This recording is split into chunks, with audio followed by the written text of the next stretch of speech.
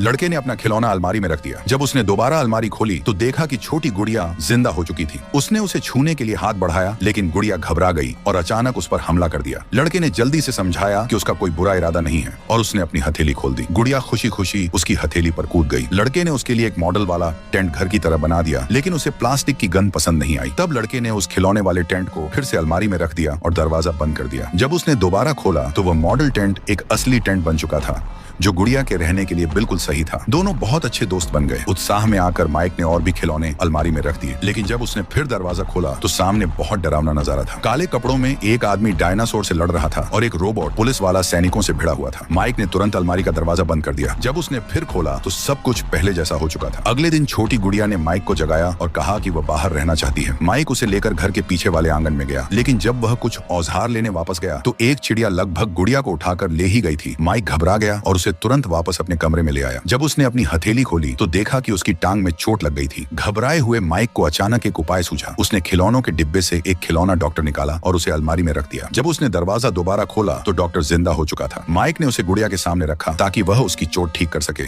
Doctor ने आवर्धक शीशे से घाव को ध्यान से देखा और तुरंत इलाज शुरू कर दिया। थोड़ी ही देर में चोट पूरी तरह ठीक हो गई। माइक चाहता था कि वे दोनों भी दोस्त बन जाएं, लेकिन डॉक्टर ने कहा कि उसका काम पूरा हो चुका है और अब वह घर जाना चाहता है। माइक मान गया। जब उसने अलमारी फिर खोली तो डॉक्टर फिर से खिलौना बन चुका था।